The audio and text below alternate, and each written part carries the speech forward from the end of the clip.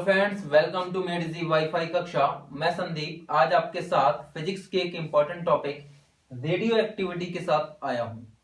Friends, इससे previous class में हमने डिस्कस किया था एक्सरे के टॉपिक को, फोटो इलेक्ट्रिक इफेक्ट को, एटॉमिक स्ट्रक्चर को डिस्कस किया था और एटम के सभी मॉडल को डिस्कस किया था।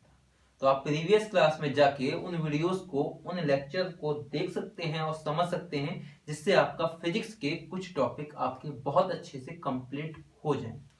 फ्रेंड्स, आपके आने वाले एग्जाम में, जो कि एग्जाम में ये टॉपिक आपके लिए इंपॉर्टेंट हो जाएगा, क्योंकि इससे 2 से 3 क्वेश्चंस बनने की पॉसिबिलिटीज होती है। तो आज हम इस टॉपिक को समझेंगे। हो सकता है आज ये कंप्लीट हो जाए, बट अगर ये आज कंप्लीट नहीं होता है तो इसको हम नेक्स्ट क्लास में कंप्लीट करेंगे, क्योंकि कुछ इंपॉर्टेंट टॉपिक है, तो इसे हम थोड़ा सा डीप में डिस्कस करेंगे। तो आप प्लीज इस वीडियो को, इस लेक्चर को कंप्लीटली देखिएगा, तो आपको बहुत अच्छे से समझ में आएगा और आप इस रेडियो एक्टिविटी के प्रोसेस को बहुत अच्छे से समझ सकते हैं किसी भी एग्जाम पॉइंट ऑफ व्यू से, क्योंकि अपन लोग सभी चीजें इसमें कंप्लीट करने वाले हैं। ठीक है भाई। तो रेडियो एक्टिविटी होती क्या है? रेडियो एक्टिविटी न्यूक्लियर फिजिक्स का एक टॉपिक है। ठीक है, पहली बात तो ये समझ में आनी चाहिए कि ये न्यूक्लियर फिजिक्स का एक टॉपिक है, जिसमें हम न्यूक्लियन या न्यूक्लियस की स्टडी करने वाले हैं। तो रेडियो एक्टिविटी होता क्या है, सिंपल से वर्डों में समझिएगा। रेडियो एक्टिविटी क्या है? प्रोसेस है, एक फिनोमिना है। ये क्या है? ये एक प्रोसेस है, ये एक प्रोसेस है या फिनोमिना है इन विच जो न्यूक्लियस है, nucleus in which nucleus shows decay radiation and emission,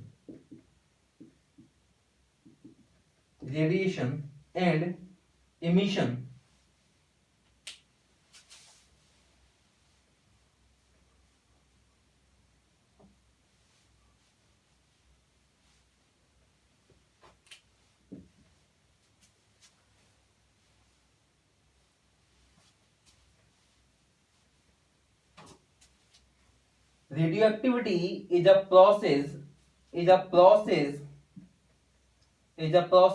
which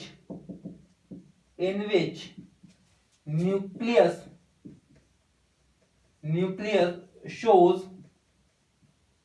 shows decay और रेडिएशन या फिर ejection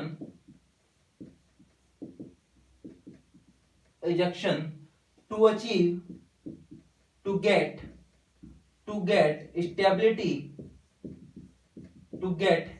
stability, and this process is random process. This is random process या फिर स्पॉन्टेनियस प्रोसेस। ठीक है, ये जो मैंने वर्डिंग लिखी, इसका मतलब क्या है, फिलहाल आप इस चीज को समझिएगा। रेडियो एक्टिविटी एक ऐसा प्रोसेस है, एक ऐसा रैंडम प्रोसेस है। रैंडम प्रोसेस का मतलब एक ऐसा प्रोसेस है, पता नहीं अभी होगा या नहीं होगा, या कंटिन्यूअस होगा या कहीं पे बीच में स्टॉप हो जाएगा। तो ऐसा रैंडम प्रोसेस है जिसमें जो न्यूक्लियस है, जो न्यूक्लियन है, वो इमिशन को शो करता है, वो डिके को शो करता है, वो रेडिएशन को शो करता है। वो क्यों इन प्रोसेस को शो करने वाला है? टू गेट स्टेबिलिटी को फाइंड आउट करने के लिए कोई एलिमेंट इस प्रोसेस को शो करेगा और फाइनली वो क्या हो जाएगा? स्टेबल हो जाएगा। कहने का मतलब ऐसा है कि कोई ऐसा एलिमेंट है जो रेडियो एक्टिविटी फिनोमिना को शो कर रहा है, तो वो रेडियो एक्टिव एलिमेंट कहलाएगा। और वो रेडियो एक्टिव एलिमेंट अपने आप से, अपने न्यूक्लियस से कुछ फिनोमिना को शो करेगा। क्यों करेगा? क्योंकि वो स्टेबल होना चाहता है। इसका मतलब क्या है? वो स्टेबल नहीं है। सिंपल सी बात समझिएगा, एक नॉर्मल से एग्जांपल की फॉर्म में समझिएगा कि जैसे कि मैं हूं, मैं चाहता हूं कि मेरी स्टेबल स्टेट ये है कि मुझ पे कोई भी वेट ना रहे, बट मेरे पास 10 kg का कोई कैरी बैग दे दिया जाए, जो कि मुझे वेट अपने पास रखना पड़ रहा है, बट मैं चाहता हूं कि वो 10 kg का वेट मेरे पास ना रहे। तो मैं चाहूंगा कि वो 10 kg का वेट कैसे भी डिके हो जाए, उसका आपका रेडिएशन हो जाए, उसका आपका इमिशन हो जाए। तो मैं कैसे भी प्रोसेस ऐसा करूंगा कि ये मैं प्रोसेस करने वाला हूं टू गेट स्टेबिलिटी, ताकि वो 10 kg का वेट मेरे पास से चला जाए। तो कुछ ना कुछ क्वांटिटी उसके न्यूक्लियस पे भी है, ऐसी एक्स्ट्रा क्वांटिटी है वो चाहता है कि उसके पास ना हो ताकि वो स्टेबल हो जाए, क्योंकि हर न्यूक्लियस चाहता है कि वो स्टेबल रहे। बात समझ में आ रही है? ठीक है, ये तो इसकी डेफिनेशन टाइप का हो गया। अब इसको आप समझिएगा, थोड़ा सा डीप में जाते हैं। ठीक है, इसलिए मैंने एक छोटा सा डायग्राम बनाया था। डायग्राम इतना क्लियर नहीं है बट आपको समझ में आएगा। समझ में क्या, आपको इस डायग्राम से मैं आपको फील कराने वाला हूं कि रेडियो एक्टिविटी में होता क्या है। एक्चुअली हम रेडियो एक्टिविटी में न्यूक्लियस की बात कर रहे हैं, न्यूक्लियस की बात कर रहे हैं, और न्यूक्लियस के पास होते क्या है भाई, न्यूट्रॉन होते हैं, neutron and proton, neutron and proton होते हैं, न्यूट्रॉन एंड प्रोटॉन। प्रोटॉन पे पॉजिटिव, न्यूट्रॉन पे कोई भी चार्ज नहीं होता, न्यूट्रॉन पे कोई भी चार्ज नहीं होता है। ठीक है भाई, ये मैंने ब्लैक जो पॉइंट है इनको मैंने न्यूट्रॉन का नाम दिया, जो व्हाइट वाले पॉइंट है इनको मैंने प्रोटॉन का नाम दिया।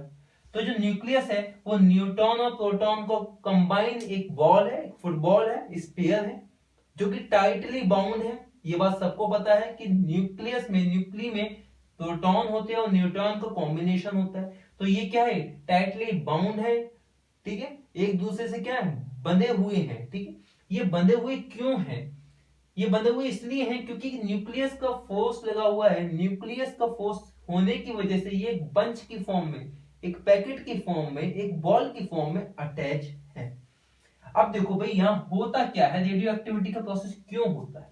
जैसे कि कोई छोटा न्यूक्लियस है जहां पे जितने नंबर ऑफ न्यूट्रॉन है उतने ही नंबर्स ऑफ क्या है, अप्रोक्सीमेटली क्या है, प्रोटॉन है। और प्रोटॉन क्या होते हैं, जितना जेड होता है, जेड क्या होता है, एटॉमिक नंबर। एटॉमिक नंबर जितना होता है उसी को ही हम प्रोटॉन कहते हैं। अगर आपको ये बात नहीं पता है तो इस चीज को मैं बता देता हूँ, अभी यहाँ पे सेपरेटली समझा देता हूँ यहीं पे। ठीक है, अगर ये बात आपको नहीं पता है तो आप इस चीज को यहीं पे देख लीजिएगा ताकि आपको प्रॉब्लम ना हो। मैंने क्या कहा कि ये जो जेड है यही क्या है, प्रोटॉन है। एक्चुअली समझ लीजिए कि ये कोई एलिमेंट एक्स है जिसका एटॉमिक मास ए है, एटॉमिक नंबर क्या है, जेड है। तो इस ए को कहते हैं हम एटॉमिक मास, और इस जेड को हम कहते हैं एटॉमिक नंबर, एटॉमिक नंबर। यही एटॉमिक नंबर होता है प्रोटॉन, और यही होता है आपका इक्वल टू प्रोटॉन और इक्वल टू इलेक्ट्रॉन, क्योंकि प्रोटॉन और इलेक्ट्रॉन क्या है, इक्वल है। तो यही मैंने लिखा, जो Z है वही क्या है, प्रोटॉन है। तो Z और प्रोटॉन अगर ये इक्वल हो जाएं तो ये आपका जो न्यूक्लियस है वो आपका क्या रहेगा, स्टेबल होगा। ये क्या होगा, आपका स्टेबल रहेगा। ठीक है, तो N/Z का रेशियो अगर इक्वल टू 1 है, इसी फॉर्म को मैंने दोबारा लिखा कि अगर और N/Z इक्वल टू क्या है, 1 है, इक्वल टू क्या है, 1 है, तो ये क्या रहेगा, स्टेबल रहेगा। ठीक है भाई, इस चीज को लिखें। यहाँ एक चीज और समझ लीजिएगा कि ये तो हो गया नंबर ऑफ प्रोटॉन, ये हो गया नंबर ऑफ इलेक्ट्रॉन। तो नंबर ऑफ न्यूट्रॉन कैसे निकालते हैं, इलेक्ट्रॉन, नंबर ऑफ न्यूट्रॉन कैसे निकालते हैं, ये एटॉमिक मास जो होता है ये होता है आपका इक्वल टू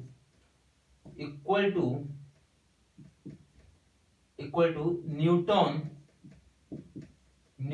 प्लस प्रोटॉन, ये इक्वल टू होता है न्यूट्रॉन प्लस प्रोटॉन। अगर हमें न्यूट्रॉन निकालने हैं तो इस क्वांटिटी में से ये क्वांटिटी माइनस कर दें तो नंबर ऑफ न्यूट्रॉन आ जाएंगे। तो नंबर ऑफ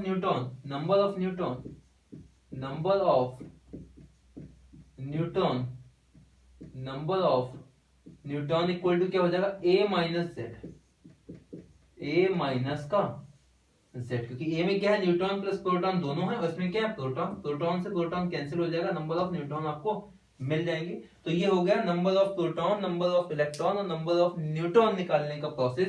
प्रोटॉन ये है, इलेक्ट्रॉन ये है, और न्यूट्रॉन कैसे निकलेगा, ए माइनस जेड से क्या निकलेगा, आपका न्यूट्रॉन निकलेगा। ठीक है, ये कोई एलिमेंट क्या है, एक्स है। बात समझ में आ गई, ये एक सेपरेट चीज थी जो मैंने आपको बता दी। तो हमारा टॉपिक ये चल रहा था कि नंबर ऑफ प्रोटॉन और नंबर ऑफ न्यूट्रॉन है बंच की फॉर्म में, बॉल की फॉर्म में। अगर ये दोनों इक्वल हैं दोनों की क्वांटिटी अप्रोक्सीमेटली इक्वल है, तो उस समय स्टेबल रहता है आपका न्यूक्लियस, वो रेडियो एक्टिविटी के प्रोसेस को शो नहीं करेगा। बट ये जो प्रोटॉन है इन पे क्या है भाई, पॉजिटिव है, बात समझ में आ रही है, इन पे है पॉजिटिव, इन पे तो कोई चार्ज है नहीं, तो नंबर ऑफ जो प्रोटॉन है जब इनकी क्वांटिटी बढ़ती है, जब इनकी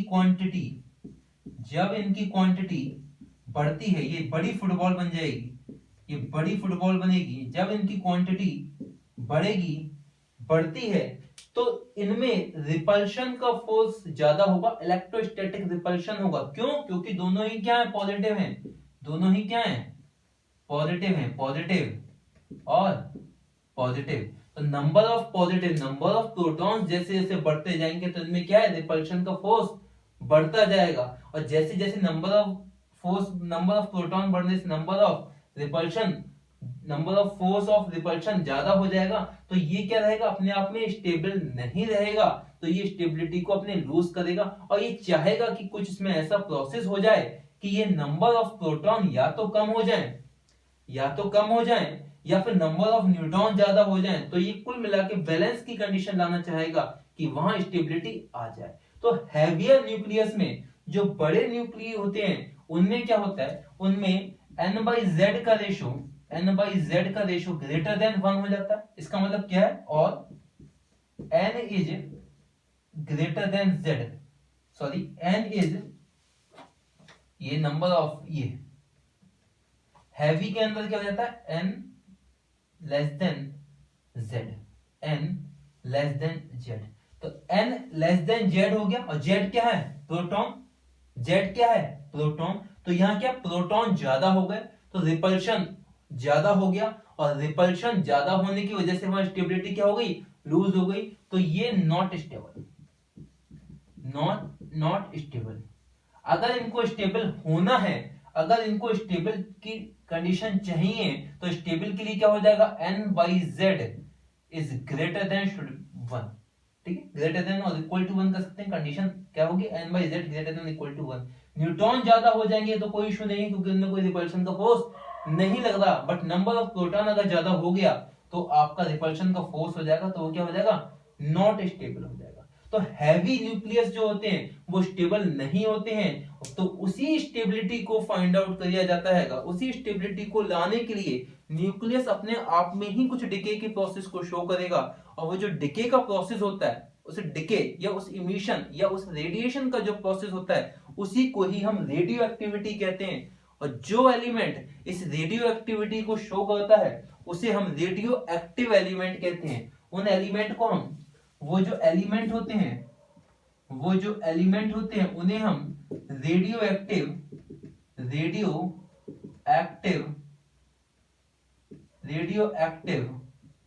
एलिमेंट के नाम से जानते हैं, और जो ये प्रोसेस होता है, इसे हम रेडियो एक्टिविटी के नाम से जानते हैं। ठीक है भाई, इतनी बात समझ में आ रही है, सिंपल सी मैंने वर्डों में समझाया, इसकी थ्योरी को समझाया कि क्या है, और साथ ही साथ आपको थोड़ी सी एक्स्ट्रा नॉलेज दी कि कैसे प्रोटॉन, न्यूट्रॉन और इलेक्ट्रॉन्स को निकालते हैं। ये क्वेश्चन भी आपका सिंपल बन सकता है, सेपरेट बन सकता है, तो आप इस चीज को भी ध्यान से देखें और समझें इस चीज को जो मैंने आपको यहाँ पे समझाया है। ठीक है, तो एक तो प्रोसेस हुआ ये जो मैंने आपको समझाया। अब मैंने आपको दूसरा प्रोसेस क्या बताया कि अगर ये स्टेबिलिटी चाहता है, अगर ये स्टेबिलिटी को क्या चाहता है कि स्टेबल हो जाए, तो ये कुछ डिके के प्रोसेस को शो करेगा, ये कुछ रेडिएशन को शो करेगा, वही इसे स्टेबल करने की कोशिश में रहेंगे। तो जो हैवी न्यूक्लियस होते हैं, अगर उन्हें स्टेबिलिटी चाहिए, ये सब किसके लिए भाई, हैवी के लिए, ये हैवी हो जाता है, बड़ा हो जाता है न्यूक्लियस, उसकी वजह से है।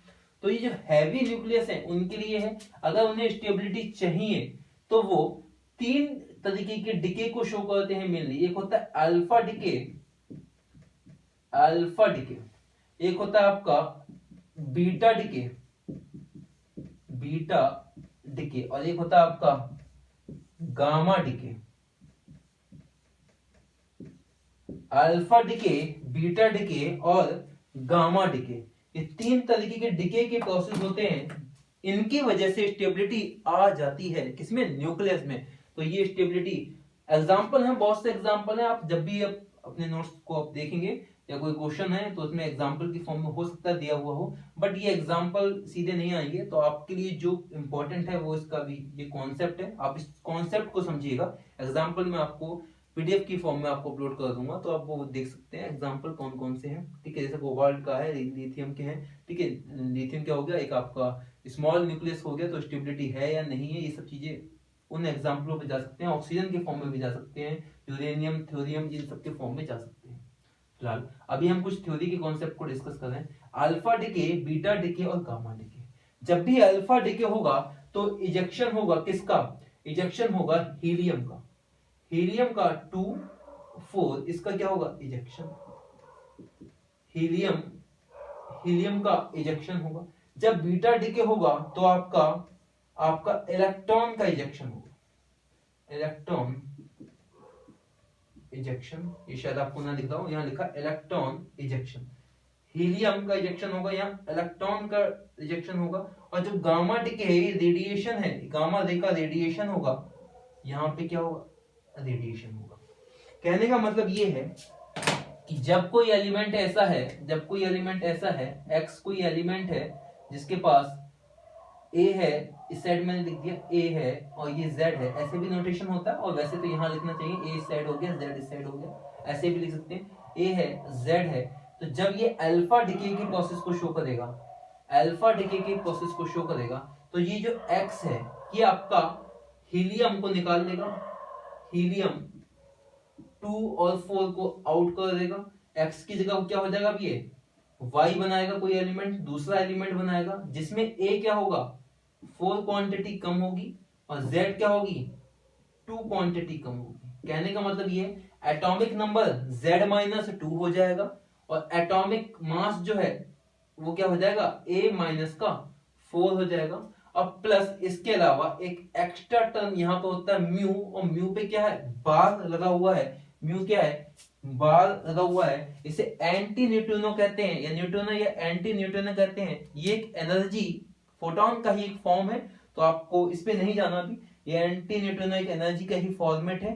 तो म्यू क्या होगी, एंटी न्यूट्रिनो या न्यूट्रिनो एनर्जी का फॉर्मेट। और इसने क्या किया, एक्स को वाई में बना दिया, जिसमें ए क्या हो गया, A-4, जेड क्या हो गया, Z-2, और हीलियम का एक एलिमेंट आपका निकाल दिया उसने। और इस अल्फा डिके में फाइनली अब ये क्वांटिटी स्टेबल नहीं थी, ये नॉन स्टेबल था, अब ये क्या हो गया, स्टेबल हो गया। अभी क्या हो गया, स्टेबल हो गया। हो सकता है ये स्टेबल ना हो, शायद इसमें से एक अल्फा और निकालना पड़े, तो दूसरा अल्फा भी निकालेगा, तो A-4 में से भी 4 कम हो जाएगा, A-8 हो जाएगा, यहाँ Z-4 हो जाएगा, क्योंकि दो क्या है, दो बार निकल जाएंगे। तो अल्फा अगर 2 पार्टिकल 2 अल्फा निकालेगा, तो वहां पे आपको हीलियम के 2 एलिमेंट आपको वहां मिल जाएंगे, और साथ में एंटी न्यूट्रिनो एक एनर्जी का फॉर्मेट भी मिलेगा। बात समझ में आ रही है। अल्फा डिके में ये होता है। तो पूछ सकते हैं कि जब रेडियो एक्टिविटी की प्रोसेस में अल्फा डिके होता है, तो number, atomic number is replaced by, या atomic number is changed by, atomic number किससे चेंज हो गया, एटॉमिक नंबर चेंज हो गया -2, डिक्रीज्ड बाय 2। ऑप्शन रहेंगे इंक्रीज्ड बाय 2, रिमेन सेम, या फिर डिक्रीज बाय 2, इंक्रीज, डिक्रीज और रिमेन सेम, और कोई डबल भी हो सकता है ऑप्शन, ठीक है। तो अपना क्या रहेगा, डिक्रीज बाय 2। ऐसे ही एटॉमिक मास के लिए रहेगा डिक्रीज बाय 4, या फिर इसके साथ में क्या निकलता है, वो हीलियम का एक एलिमेंट है, हीलियम का आपको शो करना पड़ेगा 2 और 4, जिसका एटॉमिक मास क्या है 4, एटॉमिक वेट क्या है आपका 2। तो ये रहा अल्फा डिके का process. Second decay that is beta decay, ठीक है, दैट इज बीटा डिके। इसमें क्या है, इलेक्ट्रॉन का इजेक्शन है। इसमें क्या है भाई, इलेक्ट्रॉन का इजेक्शन है। बीटा डिके का जो प्रोसेस होता है वो 2 फॉर्मेट में होता है, एक बीटा माइनस डिके और एक बीटा प्लस डिके। तो बीटा माइनस डिके, यहाँ पे 2 डिके होते हैं, एक होता है बीटा माइनस का डिके और एक होता है आपका बीटा प्लस का डिके। तो इस चीज गामा डिके को मैं भी यहां से रफ कर देता हूं, इसको मैं आपको बाद में समझा दूंगा। गामा डिके को मैं भी रफ कर देता हूं, इसको मैं आपको क्या करूंगा, बाद में समझा दूंगा, ठीक है। Minus decay, beta minus decay में क्या होता है, बीटा माइनस डिके में कोई न्यूट्रॉन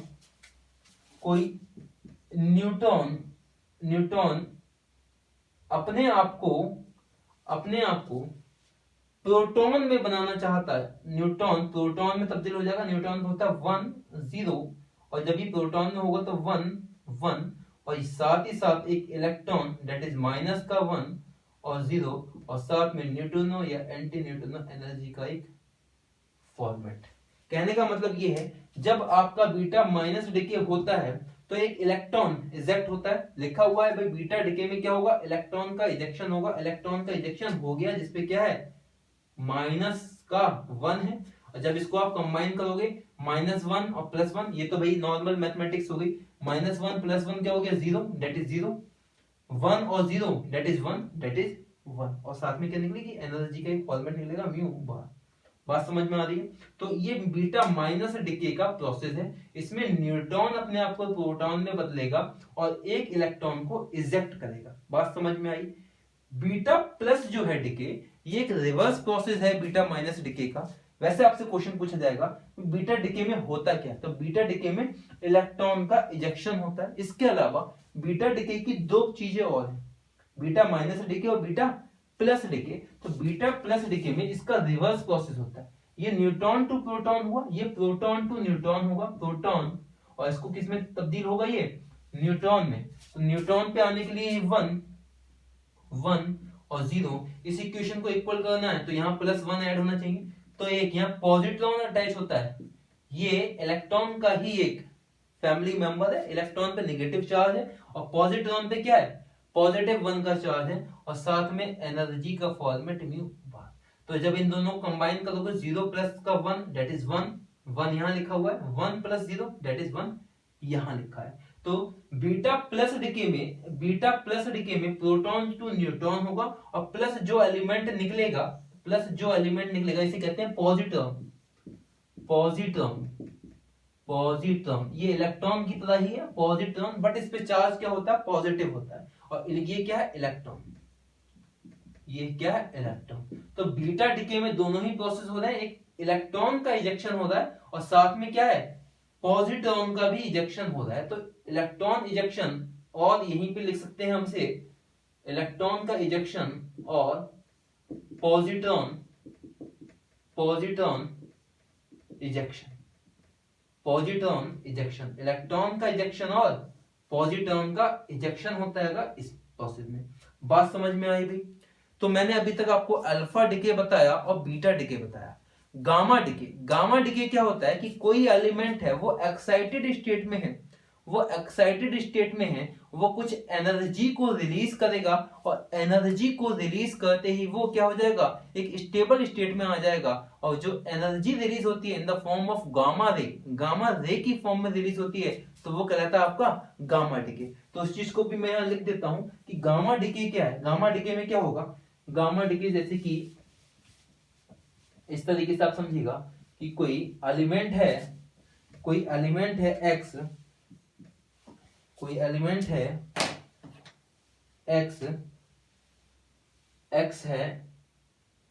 है जिसका ए एटॉमिक मास है, जेड एटॉमिक नंबर है। जब इसमें से गामा का डिके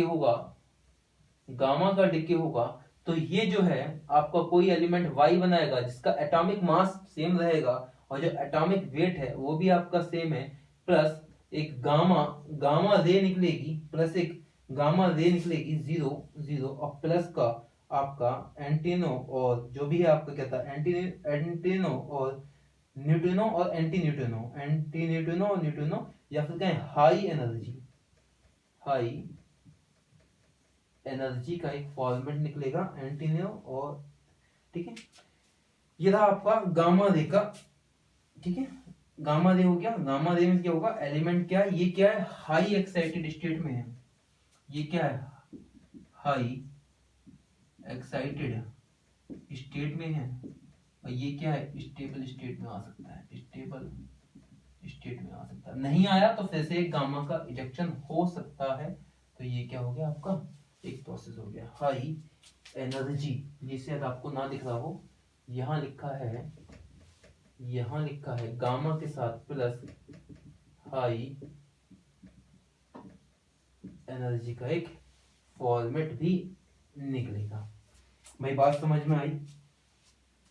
ये बात समझ में आई आपको, जो मैंने अभी आपको समझाया कि कैसे अल्फा डिके, बीटा डिके और गामा डिके, ठीक है।